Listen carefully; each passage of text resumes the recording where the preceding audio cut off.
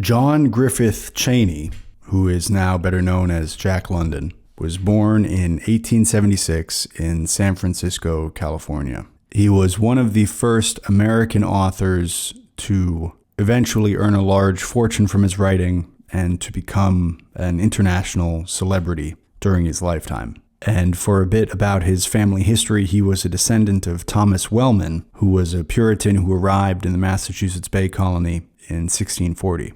He finished grade school and then taught himself a lot by reading from the Oakland Public Library. And in 1889, when he was about 13 years old, he started working 12 to 18 hours a day at a cannery. And in order to get out of that, he borrowed some money from his foster mother, and he bought a sloop, a little sailing ship, called the Razzle Dazzle, from an oyster pirate, or someone who poached oysters, and he became an oyster pirate himself. But a few months into that venture, his sloop became irreparably damaged, and he got a job as a member of the California Fish Patrol. He eventually went back and attended Oakland High School, and while he was there, he often studied at a portside bar in Oakland called Heinold's First and Last Chance Saloon. And it's still there, and it's located in what is now called Jack London Square. When he was 17, he told the bar's owner, who was John Heinold, that he wanted to attend university and become a writer. And Heinold lent London tuition money to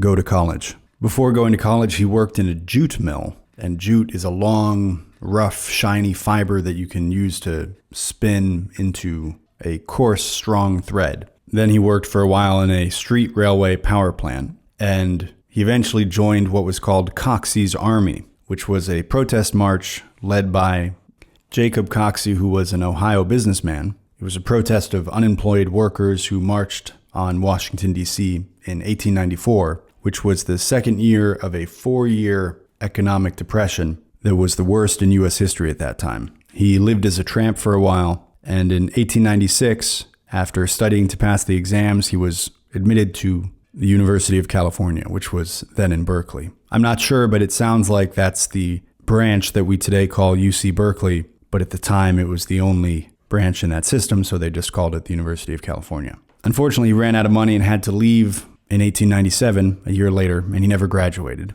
He went up to the Klondike, chasing a gold rush. He developed scurvy, lost his 4 front teeth. He then accepted an assignment from the San Francisco Examiner to cover the Russo-Japanese War in early 1904, and he arrived in Yokohama in January of that year. He was arrested by Japanese authorities, but the U.S. ambassador intervened and got him released. Then he traveled to Korea. He was arrested again by Japanese authorities for straying too close to the border with Manchuria. He was sent back to Seoul, where he was released again, and he was permitted to travel with the Imperial Japanese Army to the border and to observe the Battle of the Yalu, which was a naval battle in which the Japanese defeated the Russians, and a dozen ships sank and 1,600 people were killed, so it was a serious fight. Eventually, his writing caught on and he became very wealthy.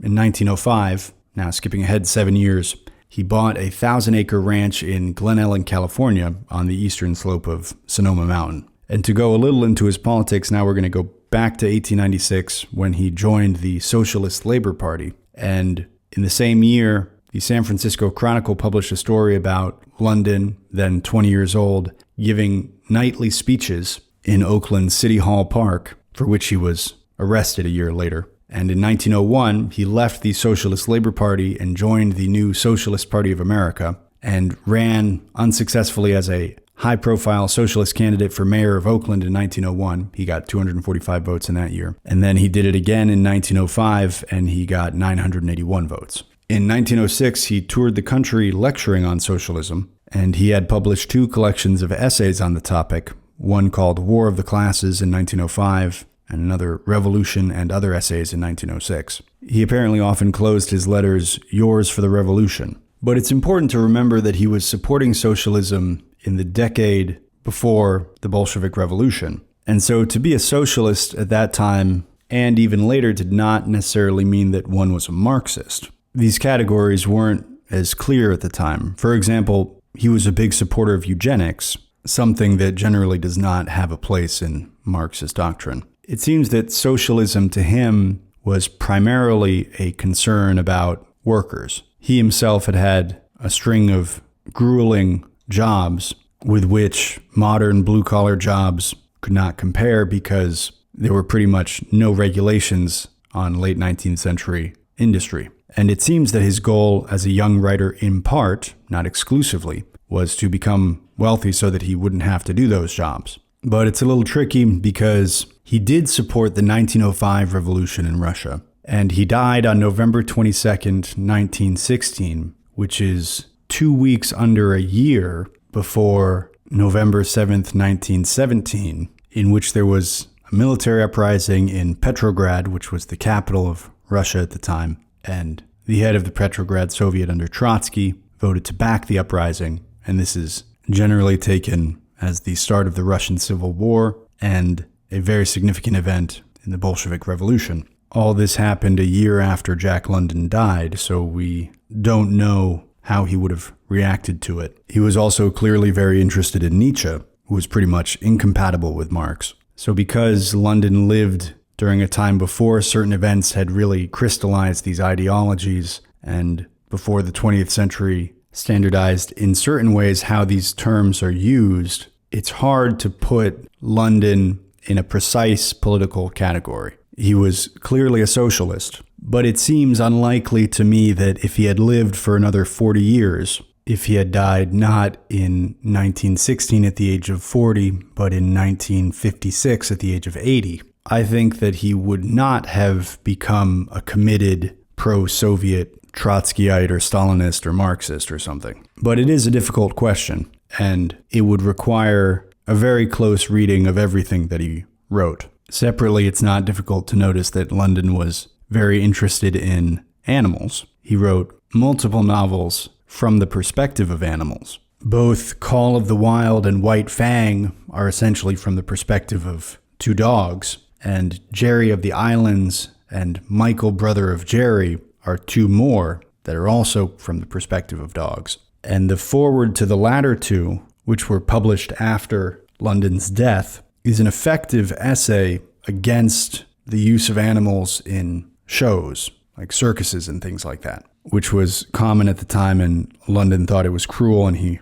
argues against it. And Michael, Brother of Jerry, is about a terrier who was kidnapped and trained by threat of force to perform on the vaudeville stage. So that was the topic of the novel as well as the topic of the foreword. And after London died, and this novel was published, Reverend Francis Rowley, who was the president of the Massachusetts Society for the Prevention of Cruelty to Animals, created a new organization in memory of London, which was called the Jack London Club, by which members tried to ban the performance of animal shows by promising to walk out of any show that had trained animals in it. And apparently for a period, thousands of people were joining the club each month by mailing letters into Rowley's organization. London also faced some accusations of plagiarism, and the most notable one has to do with the publication of an essay by Frank Harris in 1901. It was an ironical essay in the form of a speech by a bishop. Frank Harris was writing in London at the time, and Chapter 7 of The Iron Heel is apparently nearly identical to the essay. And Harris was very mad about this and suggested that he should get a 60th of the royalties from The Iron Heel, which was about how much of the novel this section made up. It was about a 60th of it. And London said that when he had seen the speech, he thought it was a real speech delivered by a bishop in London, which also I'm not sure if that makes it a lot better. Even if it had been a real speech, could you just insert that wholesale into your novel? And on the one hand, accusations of plagiarism have to be taken very seriously because this is part of what we value, in particular in a modern writer, is their invention, their ability to come up with things. And I'm not interested in defending Jack London on this point any more than he is defensible. But plagiarism is one of those words that's so potent that if somebody just says it about you, it has the power to color people's perception of you. And I think the details matter. Lots of writers take inspiration from other writers, from current events. Where exactly is that line? Did London cross it? To what extent? All of that is very important. And to be honest, I didn't have enough time to look into it in very much detail. But one thing is for sure is that I did not see any accusation of plagiarism having to do with the novel that we're going to be looking at today, which is Martin Eden. Martin Eden was first serialized in the Pacific Monthly magazine from September 1908 to September 1909, and then Macmillan published it in book form in the same month, which was about 7 years before London died. It is what is sometimes called a Künstlerroman, an artist's novel, and is a narrative about the growth and development and maturation of an artist. It's apparently partially autobiographical, and you can see aspects of it that reflect London's life. Though one thing that is notable is that the titular character rejects socialism and attacks it as slave morality, as Nietzsche would call it, and Martin often talks about Nietzsche and uses other phrases that are taken straight out of Nietzsche. Though apparently when he inscribed a copy of the novel for Upton Sinclair, London wrote, quote, "One of my motifs in this book was an attack on individualism in the person of the hero. I must have bungled it, for not a single reviewer has discovered it," end quote. So that sounds like he means that the main character is an individualist, and London used that as a means of attacking individualism, of criticizing the Nietzschean worldview. But he says, I must not have done it effectively because nobody noticed. And to be honest, I sort of wondered about this while I was reading it. Is he agreeing with this character, or is he articulating his views in order to criticize them? And without giving anything away, there are some events in the story that make this interpretation make a little more sense. But this still brings us back to this ambiguity with London and his view, because if you ask me, both White Fang and Call of the Wild have passages in them that seem much closer to individualism than to collectivism. They seem much closer to the Nietzschean worldview of the powerful, wild, creative individual who shouldn't be constrained by society, and expressing the poetry of that rather than praising the more orderly notion that no man is an island and we're all interdependent in different ways, and anyway, if we all work together, then we'll all get farther. And it's possible that one of the reasons why the novel Martin Eden does not come across very effectively as a criticism of the individualist worldview is because London, through the character of Martin Eden, is able to articulate that worldview pretty effectively. So it's sometimes persuasive. And maybe one of the reasons I like reading Jack London is because he apparently struggled with this tension. He was able to see both sides of this argument and to write about it in a way that resonated with people. And he was writing about it relatively early on, before it would become one of the major discussions of the 20th century. And we have yet to resolve it. But now we can read some passages from Martin Eden. I'm pretty sure we're going to be able to look at these passages without my giving away anything from this book. And though for a lot of the books that we look at on this podcast, the plot is not really the central thing, and spoilers are not much of an issue, there are some things about this book that make it more effective if you don't know them beforehand. But fortunately, I think we will have no issue looking at some passages without giving any of that away. And I will hardly ever need to give any context even. But the novel opens with a working class guy ending up in a bourgeois house of people who are very educated, and there's a very pretty girl there, and he's feeling a little out of place. And I got a kick out of London's descriptions of that awkwardness. London writes, quote, "While he waved his hand and muttered that he had done nothing at all, he was obeying her behest by trying to get into a chair. He found time to admire the ease with which she sat down, then lurched toward a chair facing her,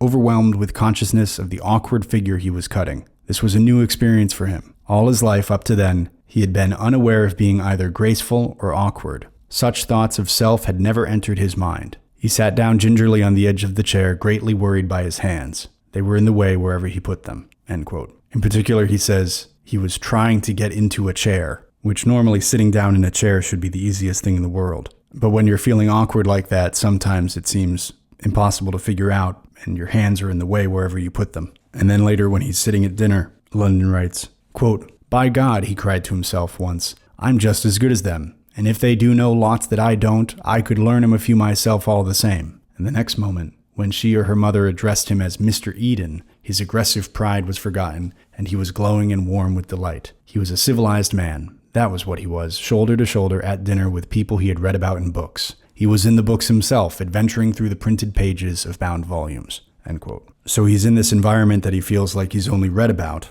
because he's a working class guy, but he had read whatever he could get his hands on. So he had this image of this world, but now he's in it. And that's an interesting feeling when you're in an environment that in the past you'd only imagined by reading about it in a book or a newspaper. Later, London writes, Quote, "He grew conscious of the muscled mechanism of his body and felt confident that he was physically their master. But their heads were filled with knowledge that enabled them to talk her talk. The thought depressed him. But what was a brain for?" he demanded passionately. What they had done, he could do. They had been studying about life from the books while he had been busy living life. His brain was just as full of knowledge as theirs, though it was a different kind of knowledge. How many of them could tie a lanyard knot, or take a wheel, or a lookout? His life spread out before him in a series of pictures of danger and daring, hardship and toil. He remembered his failures and scrapes in the process of learning. He was that much to the good anyway. Later on, they would have to begin living life and going through the mill as he had gone. Very well. While they were busy with that, he could be learning the other side of life from the books.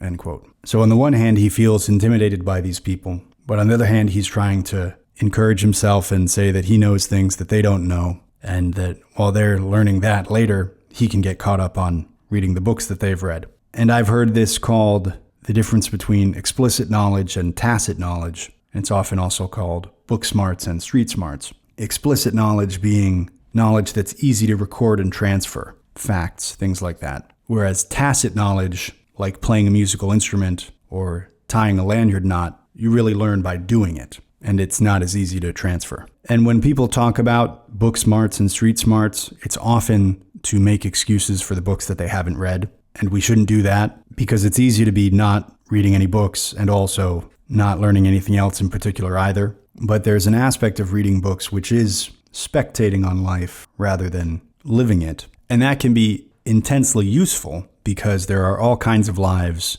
that we can't live, not just because it's too expensive or something, but because we no longer have access to it, because it's in the past. So reading history, for example, is very valuable because there's no other way to access that. And reading fiction from the past is also useful because you can see how life was different then. And reading fiction of any kind can be useful if it's good fiction because it can make you have experiences that you haven't had. You can learn lessons about dealing with people by seeing the different ways that people can be in a book. And if you're smart and you apply that knowledge, then later you can avoid getting tricked because you can say, oh, this might be a situation like I read about there. This person might be deceiving me in some way. And we can only live our one life. So this is how these two things go together. You have to live your one experience, doing whatever job you do, going whatever places you go to. And that's very limited. You can't live 1,000 lives in 1,000 different places. You can only live the one. But books can help you gain knowledge from other places and other times.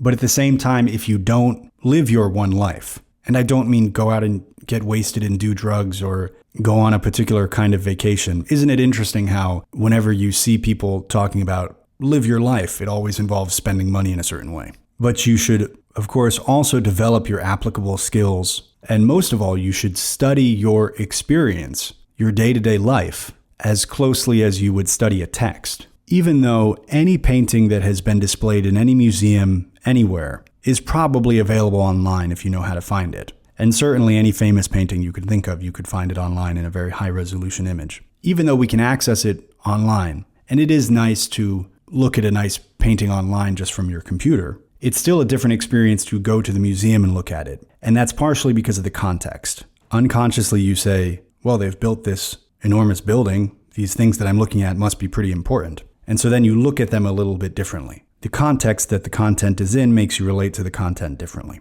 And I think the same is true of a book. When you sit down to read a book, you're in a mode. You say, all right, this thing has been printed. They put it on paper. I had heard about it before. This must be valuable, so I'm going to turn my attention toward it. And you sit there and you go line by line, reading it very carefully and pulling out the interesting stuff and reflecting on it and making notes. And the irony is that if somebody wrote a novel that reflected your day-to-day life in an interesting way, that would be a very interesting novel to you because it would give you some kind of insight about your own life and your own existence. But in the same way, we look at a painting differently if we're looking at it on our phone or in a museum. We look at people and events and details differently if they're in a book or if they're just in our day-to-day life. We study not only the people, but even the details of the physical environment in a book more carefully than we do it in our own lives. And I think successful writers, not only of fiction, but of philosophy and even of science, people who make discoveries in science or certain categories of it, are people who have gotten good at reading the book of their own life.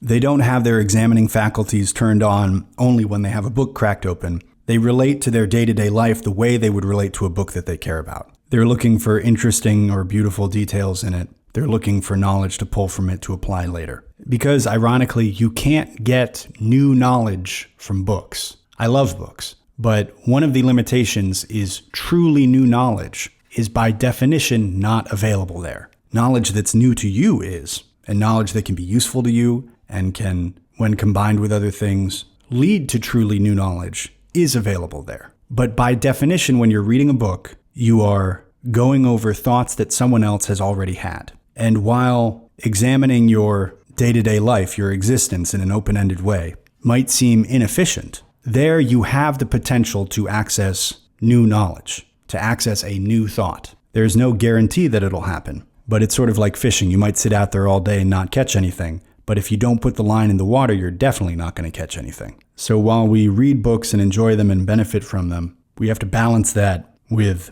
the direct access that we have to the world from where we are and the knowledge that can come from that. And of course, the development of practical skills that make us more immediately useful to our families and our communities. Later, Martin goes to a library in London, writes, quote, "He did not know enough to ask the man at the desk and began his adventures in the philosophy alcove. He had heard of book philosophy, but had not imagined there had been so much written about it. The high, bulging shelves of heavy tomes humbled him and at the same time stimulated him. Here was work for the vigor of his brain. He found books on trigonometry in the mathematics section and ran the pages and stared at the meaningless formulas and figures. He could read English, but he saw there an alien speech. Norman and Arthur knew that speech. He had heard them talking it, and they were her brothers. He left the alcove in despair. From every side, the books seemed to press upon him and crush him. He had never dreamed that the fund of human knowledge bulked so big. He was frightened. How could his brain ever master it all? Later, he remembered that there were other men, many men, who had mastered it,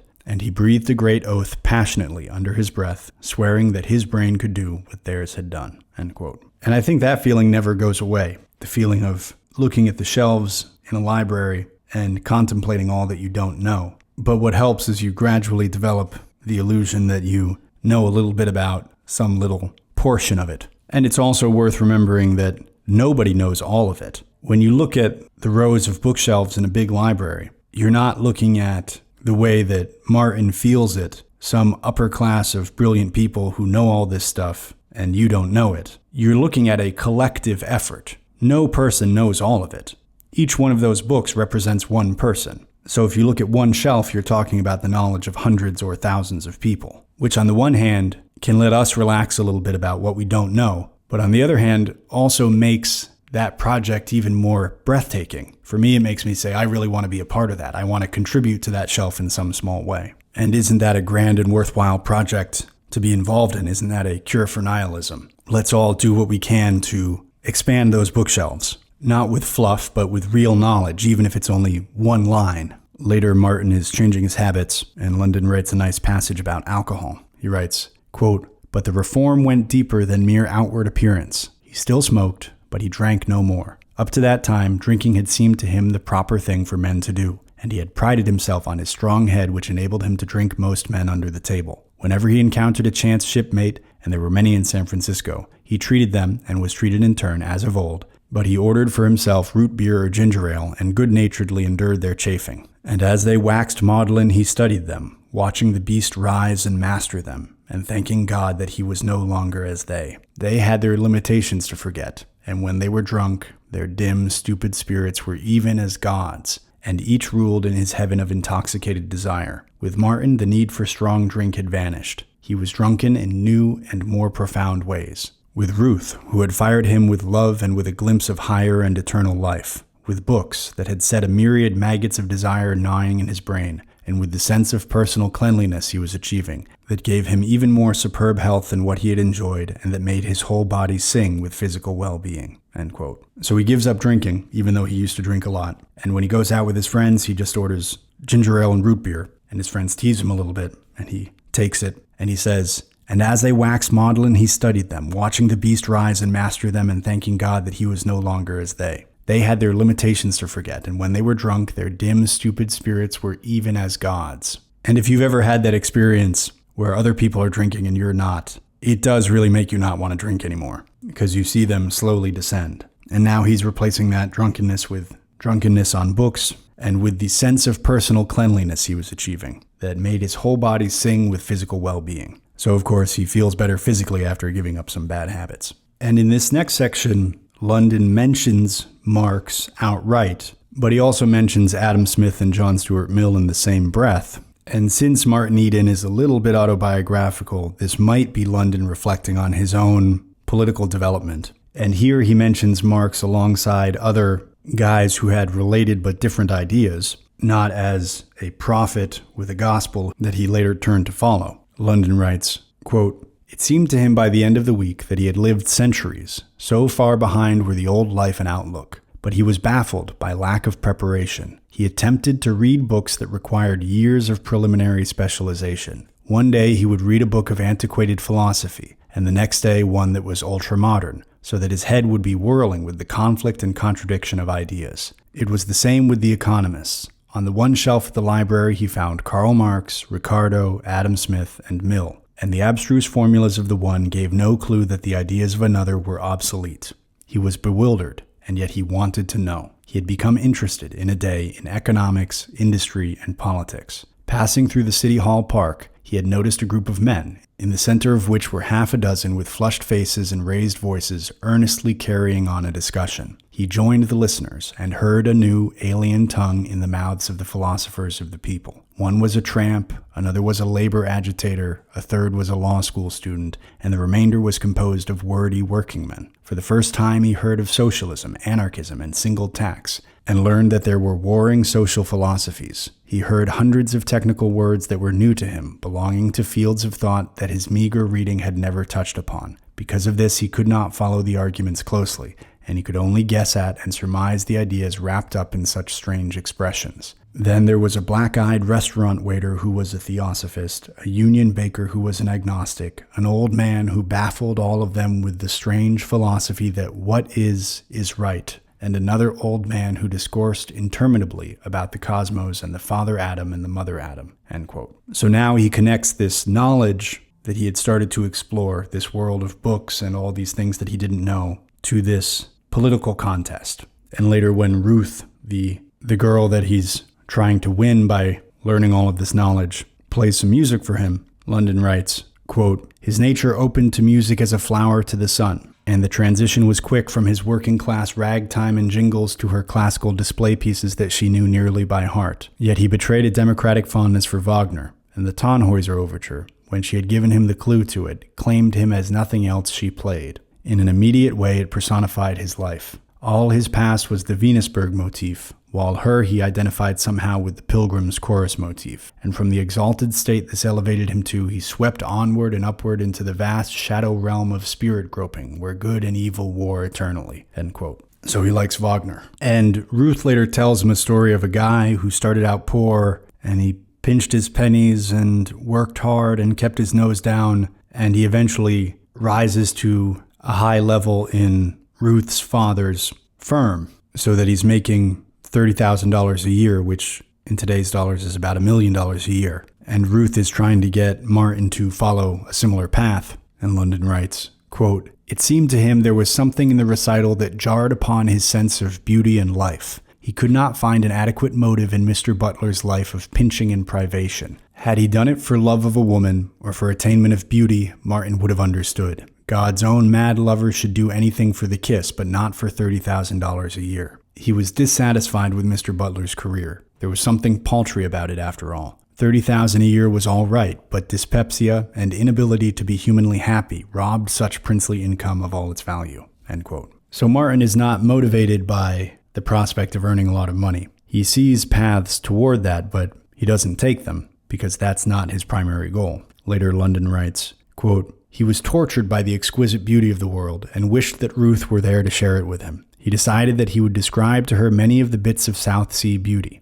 The creative spirit in him flamed up at the thought and urged that he recreate this beauty for a wider audience than Ruth. And then, in splendor and glory, came the great idea. He would write. He would be one of the eyes through which the world saw, one of the ears through which it heard, one of the hearts through which it felt. He would write everything. Poetry and prose, fiction and description, and plays like Shakespeare. There was career and the way to win Ruth. The men of literature were the world's giants, and he conceived them to be far finer than the Mr. Butlers who earned $30,000 a year and could be Supreme Court justices if they wanted to, end quote. So that's when Martin decides to become a writer. And along similar lines, quote, he caught a vision of a world without end of sunlit spaces and starry voids through which he drifted with her, his arm around her, her pale gold hair blowing about his face. In the same instant, he was aware of the pitiful inadequacy of speech. God, if he could so frame words that she could see what he then saw. And he felt the stir in him, like a throe of yearning pain, of the desire to paint these visions that flashed unsummoned on the mirror of his mind.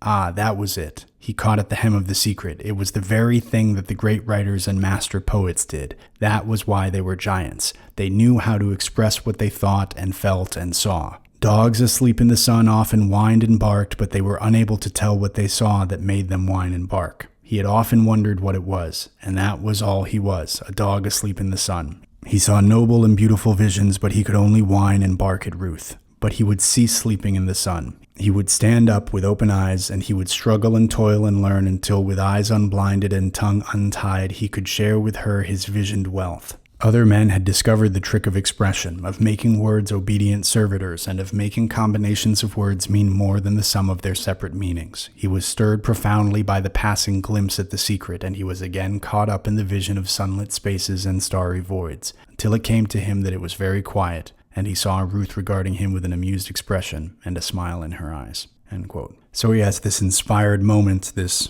semi-spiritual experience where he sees very clearly what writing is. Or at least what it is to him. Another writer who comes up a lot in this book is Herbert Spencer, who apparently had a big impact on Jack London. And it was a nice coincidence that I had just read Spencer's First Principles a few weeks ago when I read this book. And then not only that thinker, but that book in particular comes up here in Martin Eden. And part of the fun of reading old books is that as you start to read more of them, there starts to be a lot of nice connections between them. Things like this that otherwise you wouldn't understand. And it also makes it so that when you read a reference in a book that you don't understand, a mention of some author or some book, you want to go read their writing as well because there might be some good knowledge there that you don't have yet. But Martin hears somebody in the park talking about Herbert Spencer, and he had apparently tried to read Principles of Psychology but didn't get anywhere. And then London writes, quote, there had been no understanding the book, and he had returned it unread. But this night, he got into bed and opened First Principles. Morning found him still reading. It was impossible for him to sleep, nor did he write that day. He lay on the bed till his body grew tired. When he tried the hard floor, reading on his back, the book held in the air above him or changing from side to side. He slept that night and did his writing next morning, and then the book tempted him and he fell. Reading all afternoon, oblivious to everything. Skipping ahead, Martin Eden had been mastered by curiosity all his days. He wanted to know, and it was this desire that had sent him adventuring over the world. But he was now learning from Spencer that he never had known, and that he never could have known had he continued his sailing and wandering forever. He had merely skimmed over the surface of things, observing detached phenomena, accumulating fragments of facts, making superficial little generalizations, and all and everything quite unrelated in a capricious and disorderly world of whim and chance. Skipping ahead, Martin had ascended from pitch to pitch of intellectual living, and here he was at a higher pitch than ever. All the hidden things were laying their secrets bare. He was drunken with comprehension. At night, asleep, he lived with the gods in colossal nightmare. And awake in the day, he went around like a somnambulist, with absent stare, gazing upon the world he had just discovered. At table, he failed to hear the conversation about petty and ignoble things, his eager mind seeking out and following cause and effect in everything before him. In the meat on the platter, he saw the shining sun and traced its energy back through all its transformations to its source 100 million miles away, or traced its energy ahead to the moving muscles in his arms that enabled him to cut the meat into the brain wherewith he willed the muscles to move to cut the meat, until with inward gaze he saw the same sun shining in his brain. He was entranced by illumination. Skipping ahead one more time, what in a way most profoundly impressed Martin was the correlation of knowledge, of all knowledge. He had been curious to know things, and whatever he acquired he had filed away in separate memory compartments in his brain. Thus, on the subject of sailing he had an immense store. On the subject of woman he had a fairly large store. But these two subjects had been unrelated.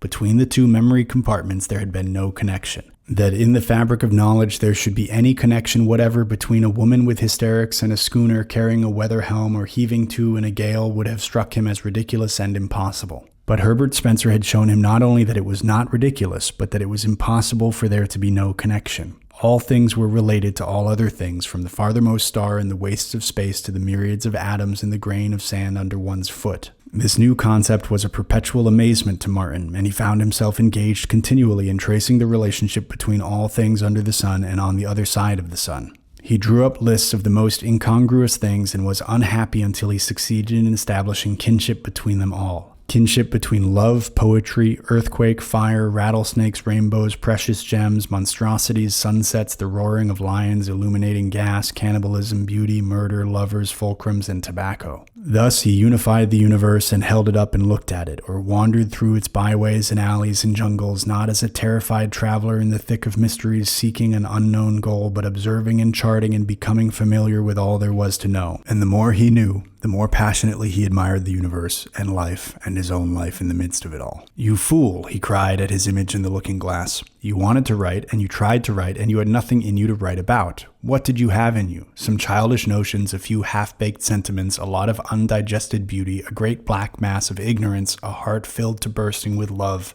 and an ambition as big as your love and as futile as your ignorance. And you wanted to write. Why, you're just on the edge of beginning to get something in you to write about. You wanted to create beauty, but how could you when you knew nothing about the nature of beauty? You wanted to write about life when you knew nothing of the essential characteristics of life. You wanted to write about the world and the scheme of existence when the world was a Chinese puzzle to you, and all that you could have written would have been about what you did not know of the scheme of existence. But cheer up, Martin, my boy. You'll write yet. You know a little, a very little, and you're on the right road to know more. Someday, if you're lucky, you may come pretty close to knowing all that may be known. Then you will write." End quote. So he finds Herbert Spencer to be very illuminating. And though that last sentence is a little exaggerated, if you're lucky, you may come pretty close to knowing all that may be known. Obviously, nobody gets there. But the sentiment of the passage is clear. And in another passage, he's reading Ruth one of his stories, and she gives him some feedback. But the feedback that she gives him is all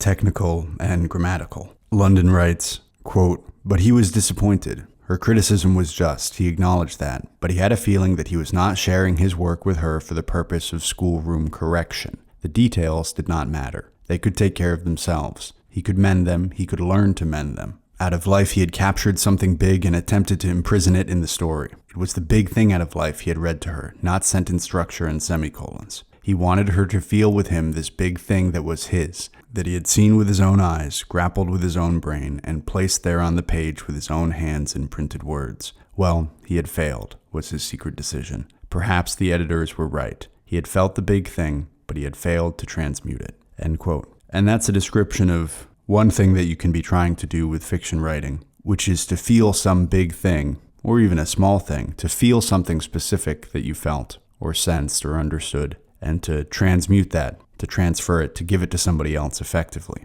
And one aspect of what I enjoyed in this novel was that you could see some of Jack London's thoughts about writing, and that's one of them. At one point, he's doing a really difficult job, and the guy that he works with goes 70 miles into a town to get drunk every weekend. And that character says, quote, "It's something scandalous the way they work us poor devils," Joe was remarking. "If I didn't bowl up, I'd break loose and burn down the shebang. My bowling up is all that saves him, I can tell you that." End quote. And I think that's a little commentary on alcohol as a means of social control. We imagine that alcohol is something that puts you out of control, and in a limited way, it does. But in another way, it's one effective tool in keeping a discontented population under control. And London is commenting on that there. At another time, the character says, quote, "Let's quit," Joe suggested. "Let's chuck it and go hoboing. I ain't never tried it, but it must be dead easy. And nothing to do. Just think of it, nothing to do. I was sick once, typhoid, in the hospital, and it was beautiful. I wish I'd get sick again."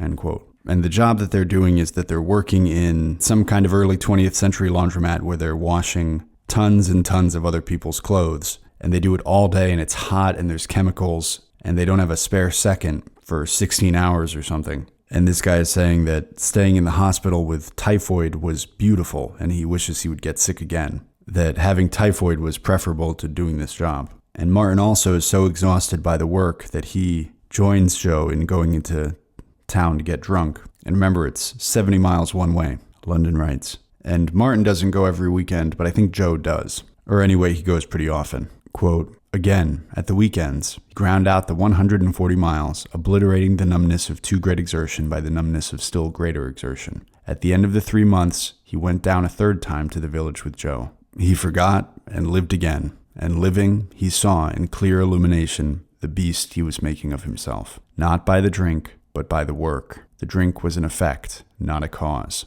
It followed inevitably upon the work, as the night follows upon the day. Not by becoming a toil beast could he win to the heights, was the message the whiskey whispered to him, and he nodded approbation. The whiskey was wise. It told secrets on itself, end quote. And thereafter he quits that job. And to show how the present relationship to alcohol in America and Europe was not always the dominant one. Later he's telling Ruth about this experience, and he says, quote, because the laundry was making a beast of me. Too much work of that sort drives to drink. She stared at him with horror in her eyes. Do you mean? She quavered. It would have been easy for him to get out of it, but his natural impulse was for frankness, and he remembered his old resolve to be frank, no matter what happened. Yes, he answered. Just that, several times. She shivered and drew away from him. No man that I have ever known did that, ever did that, end quote. So no man that she had ever known ever drank, and she's shocked that Martin drank. So I don't know if this was typical for what we would today call upper middle class families in the United States at the beginning of the 20th century, but it was common enough that this is not a commentary on her teetotaling or something. She's reacting to something he did. And it makes me hope that 100 years from now, some shocking thing that we associate with low-class people will not be commonplace in all classes of society. For example, to do meth is generally seen as pretty low class right now. I sincerely hope that 100 years from now, it won't be commonplace to have meth at a party. Though that seems unlikely because alcohol does have the effect of making a party a little bit more fun. It makes people relax. Whereas, from what I've heard secondhand, meth makes you hallucinate and stay up for 3 days and do dangerous things, which would not be conducive to a nice social atmosphere at a party at your house. But it's entirely possible that marijuana is a better metaphor here. I think there are still some women who would be shocked if the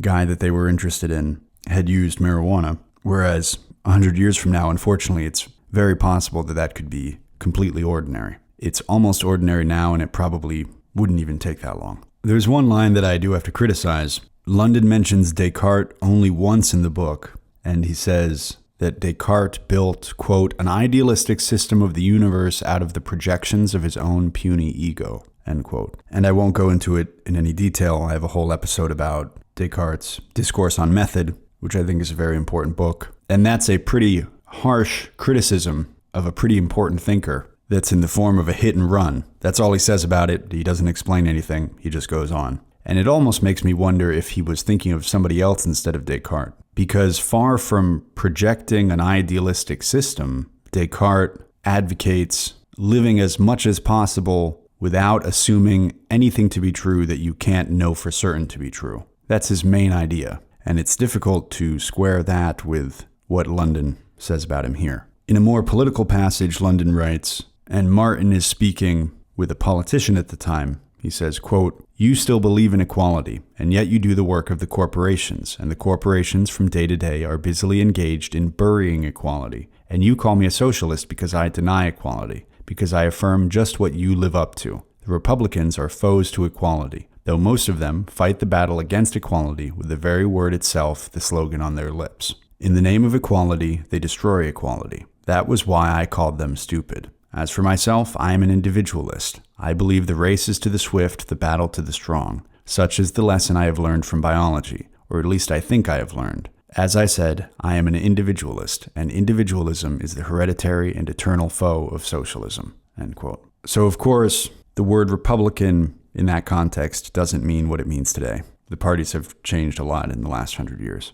But that second part about the difference between individualism and socialism is perhaps more important to the political character of Martin. And there are a bunch of passages in the book that get into this. Maybe we'll look at a couple more of them. This notion of a political survival of the fittest, some might say social Darwinism, is articulated through Martin. And on the one hand, it's generally interpreted that Jack London was a socialist. But the tension, as I mentioned earlier, is that you can see a lot in his writing that is drawn from this reservoir. And you could say that in Martin Eden, apparently he was trying to criticize this position as he wrote to Upton Sinclair, and maybe he didn't do it quite as effectively as he wanted, or maybe you can read that criticism if you read the whole book. It's a little subtle, but I think you can see it there. But even so, you can still see it in The Call of the Wild, though it's much less explicit, less overtly political. So was he also criticizing that position there? As I said, London clearly understood both sides of this argument and could argue both sides of it, and even create art promoting both sides of it so effectively that people couldn't always tell which side of it he was on. Later, London writes, quote, "He saw his sister and her betrothed, all the members of his own class and the members of Ruth's class, directing their narrow little lives by narrow little formulas. Herd creatures, flocking together and patterning their lives by one another's opinions, failing of being individuals and of really living life because of the childlike formulas by which they were enslaved. Vainly he asked, where are the great souls, the great men and women? He found them not among the careless, gross, and stupid intelligences that answered the call of vision to his narrow room. He felt a loathing for them, such as Circe must have felt for her swine." End quote. And there are several passages in this book that show that London was very familiar with Nietzsche. He uses the phrase transvaluation of values at one point. That one I just read is not so explicit, but the reference to herd creatures alongside the other stuff, I think, is also a reference to that Nietzschean outlook. Not that those people are Nietzschean, but viewing them in that way is. I think I marked at least one other one that we'll get to. And then there's a pair of scenes where Martin, who basically throughout the whole book has no money and is very poor, is owed some money from some magazines for stories that they've already published and they haven't paid him for them. And he waits a long time, but he eventually physically goes to the offices of these magazines that are somewhere nearby to ask for payment. And at the first office that he goes to, the staff tries to convince him that they've just sent the money to the bank, they don't have any cash on hand, they can write a check in the morning, if only he'd come a little bit earlier. And then Martin realizes that one of the guys has some money in his pocket and they're trying to pull the wool over his eyes. And so after asking them many times, he essentially beats them up and takes the money. Because they've owed it to him for a long time, they have the money physically on their person, and he really needs the money. And he's so pleased with the success of this that he decides to go to the next office and do the same thing. And about the next office, London writes, quote, "Martin was elated, so elated that when he recollected that the Hornet owed him $15 for the Peri and the Pearl, he decided forthwith to go and collect it. But the Hornet was run by a set of clean-shaven, strapping young men, frank buccaneers who robbed everything and everybody, not excepting one another. After some breakage of the office furniture, the editor, an ex-college athlete, ably assisted by the business manager, an advertising agent, and the porter, succeeded in removing Martin from the office and in accelerating, by initial impulse, his descent of the first flight of stairs." End quote. So the staff at the second office that he goes to is much more ready to fight, and they beat Martin up and throw him out. But what's funny is that they then compliment each other on their fighting skills and go and have a drink together. But it's honestly cool to think that both the writer of fiction for a magazine and the staff of the publishing office for that magazine could at one point in American history have gotten into a fist fight like that that resulted in breaking furniture and throwing someone down the stairs over a delay in payment. That, of course, isn't impossible today, but it seems increasingly unlikely and certainly less common than it would have been when the book was published. And there's a line in the book where London writes, quote, "I know he's been a street fakir when he was down," end quote. And in that line, he used the word fakir, F-A-K-I-R, which in Turkish is an adjective that means poor and is also a noun for a poor person. So this sentence, using the word fakir in that way, would make sense in Turkish. He's talking about a poor person who lived on the street, a homeless person or a beggar. And I had never seen this word used this way in English, but apparently it is sometimes, or at least it was in the past. Sometimes when you have a foreign import of a word into a language, it's suitable and sensible because there's not an equivalent word in that language. One example that people often turn to for this is the German word Schadenfreude, which is the pleasure derived from another person's misfortune. We don't have an equivalent word for that in English, so it's sometimes suitable to use this German word. And anyway, there are so many Germanic words in English that it hardly counts as a foreign word to use it anyway. And this word fakir is not like that. We have plenty of serviceable words for this in English. A beggar, a pauper, an indigent, a mendicant. But anyway, it's interesting to see that this word was ever used in English in that way. And at one point, some characters are having a philosophical debate, and London writes, quote, "When Norton wandered into the intricacies of Kant, Christ reminded him that all good little German philosophies, when they died, went to Oxford," end quote, which is a funny way of putting it. Though I don't know that you could very easily say that Kant's philosophy has died so much as influenced a tremendous amount of what came after it, particularly the German philosophy that London is so interested in. Schopenhauer writes that to understand his philosophy, you should first read all of Plato and all of Kant. And of course, Nietzsche is to a great extent a reaction to Schopenhauer. Later, again on socialism, Martin says, quote, "I mean to tell you that I'm not suffering from the microbe of socialism.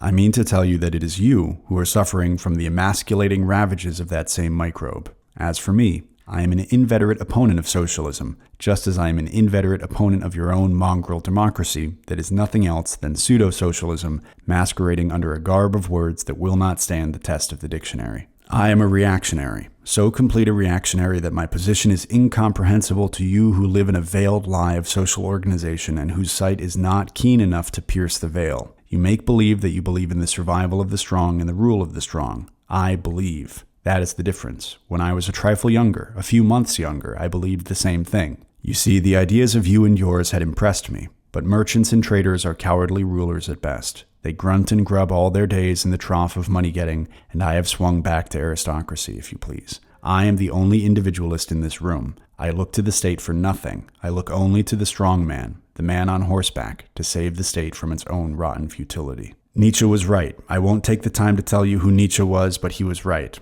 The world belongs to the strong who are noble as well and who do not wallow in the swine trough of trade and exchange. The world belongs to the true noblemen, to the great blonde beasts, to the non-compromisers, to the yes-sayers, and they will eat you up, you socialists, who are afraid of socialism and who think yourselves individualists. Your slave morality of the meek and lowly will never save you. Oh, it's all Greek, I know. I won't bother you any more with it. But remember one thing. There aren't half a dozen individualists in Oakland, but Martin Eden is one of them, end quote. So there's a lot in that passage. One is that I don't know if Nietzsche would have been not very well known in San Francisco in 1911, but the condescending way that he says, "Oh, I won't tell you who Nietzsche is, but whatever," makes me cringe, honestly, because Nietzsche's a very important philosopher. Some people have read him, some people haven't. But there's no reason to tag what you say with that kind of thing. And I know he's a character, and maybe London wrote this character in that kind of bombastic, condescending way for a reason, but he's also a guy who was recently self-educated as an adult.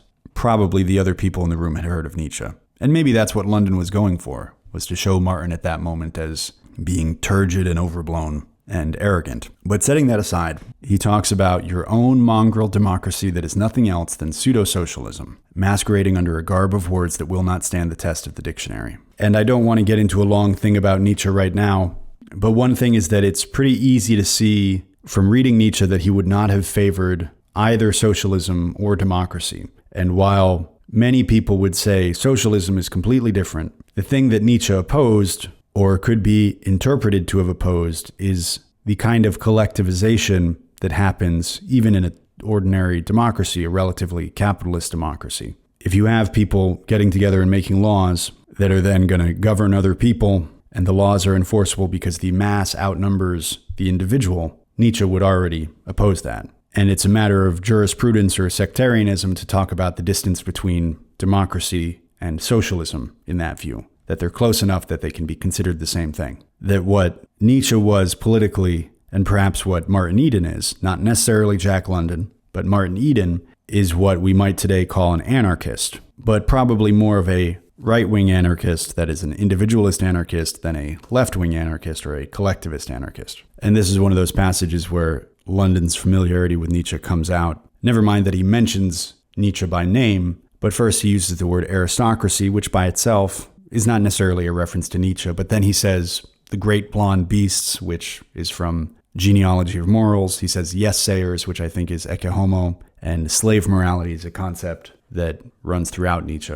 I don't remember if he introduces it in Beyond Good and Evil, but it's certainly in there. And this too is an important discussion, the place of the individual in society, the tension of the individual needs versus the collective needs. And since the urbanization that has started accelerating in the beginning of the 19th century and continues to increase today, there is the problem of the ability of the mass to influence or even entirely control the individual. And Nietzsche, in this view of the world, can be very attractive to a certain kind of person because it's a heroic way of looking at the world, the powerful, creative individual exerting his will on things to try to make something happen. And then the fearful, weak masses are holding him back, not by their own merit, but simply because there are so many of them. That's, of course, way oversimplified, but that's a description of one side of this. Now, the problem with that is that the heroic individual living by himself wouldn't have socks to wear unless he also made his own socks. He couldn't sit around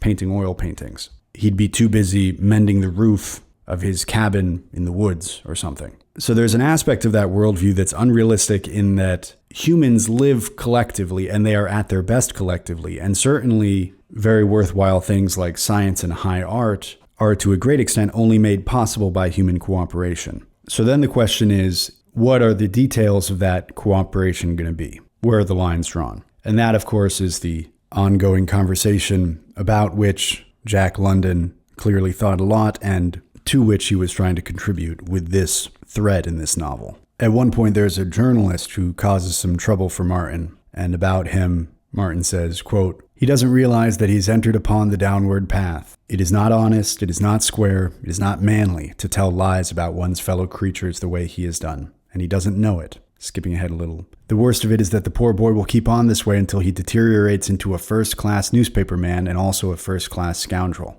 And skipping ahead one more time. "I'm afraid I've numbed my hand in vain. The young man cannot reform. He will become eventually a very great and successful newspaper man." End quote. So he's lamenting that this young guy is on the wrong path, and he will keep going down that wrong path until he someday becomes a great journalist, which is a clever way of putting it. At another point, people are pressuring him to get a job, and London writes, quote, "Their highest concept of right conduct, in his case, was to get a job. That was their first word and their last. It constituted their whole lexicon of ideas. Get a job, go to work. Poor, stupid slaves," he thought, while his sister talked. "Small wonder the world belonged to the strong. The slaves were obsessed by their own slavery. A job was to them a golden fetish before which they fell down and worshipped." End quote. On the one hand, a job for adult men is, in a certain way, a requirement, or some kind of source of income is a requirement, because if you are consuming anything,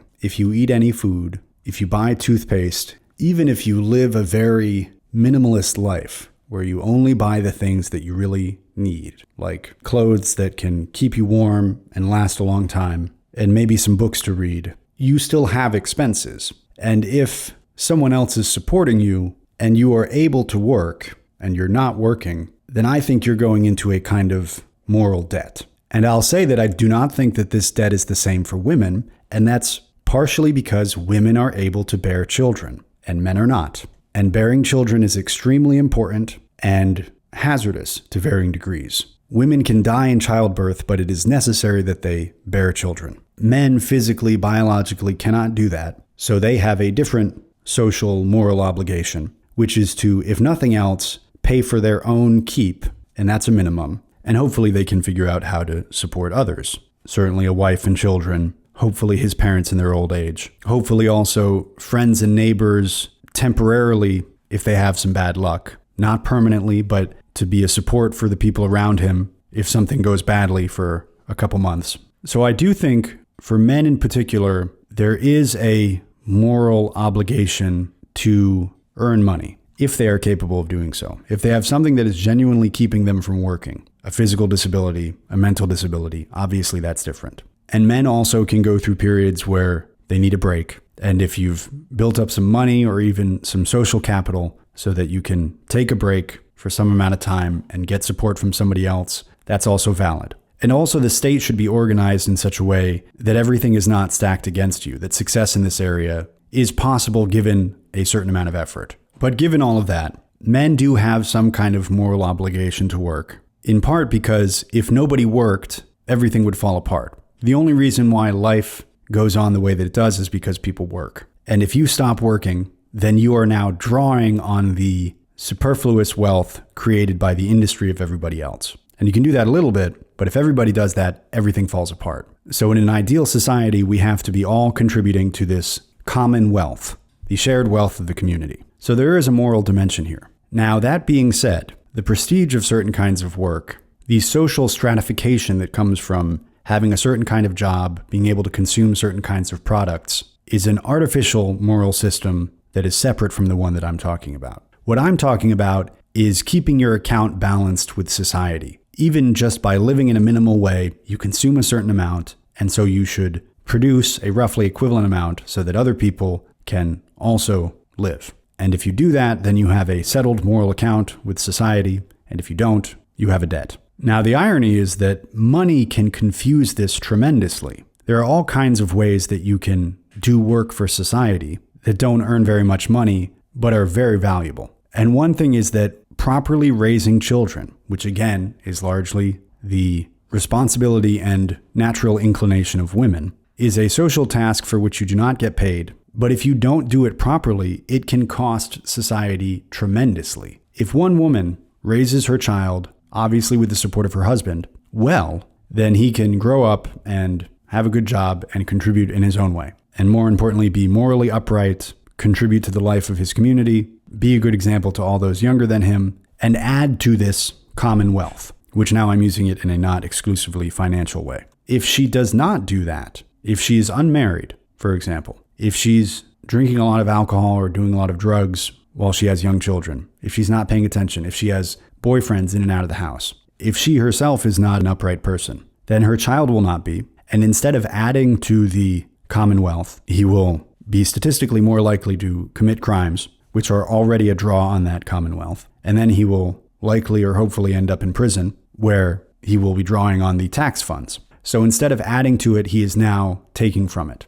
And this all starts from an unpaid task of parenting children, doing it properly or improperly. And of course, there's plenty of art that has contributed tremendously to humanity, to its vision of itself, to its vision of what it can be, to its vision of what it ought to and ought not to be, who lived and died unable to make enough money. But no one could say that they failed to close their social debt. And on the other hand, there are ways that you can make tons of money that actually are also a draw on the social commonwealth. An easy example is selling cigarettes. Everyone would be better off if cigarettes were simply unavailable and nobody were addicted to them. But there are people who make tons of money selling them. Alcohol is comparable, but it can be fun on occasion, so it's not a net negative the way that cigarettes are. Even better than cigarettes, though, are the examples of drugs like heroin or cocaine, on which people make lots of money, but which do nothing but harm the health of the society. Certain pharmaceuticals, opioids,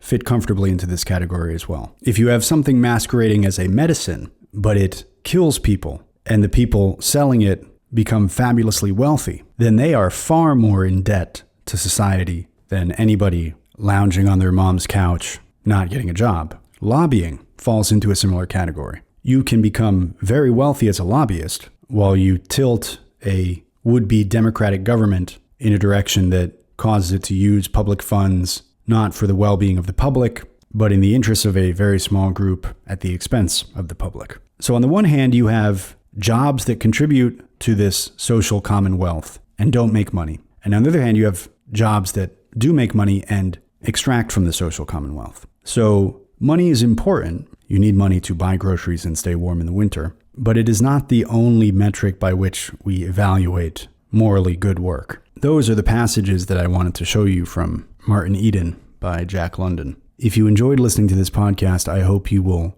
share it with a thoughtful friend who you think would benefit from it.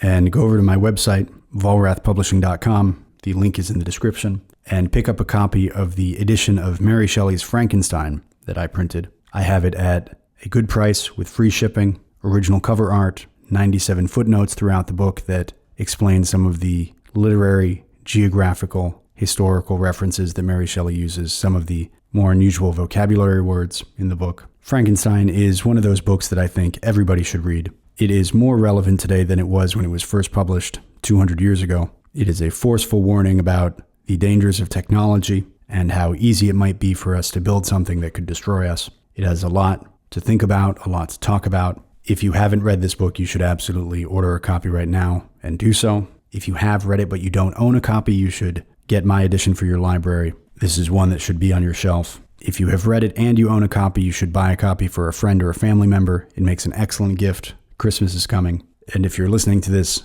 after Christmas, then Christmas is still coming because next Christmas is coming. So you can get ahead on your Christmas shopping, or simply surprise someone that you care about with an unexpected gift that you got for them from an independent book publishing company. Thank you very much for listening. Farewell until next time. Take care and happy reading.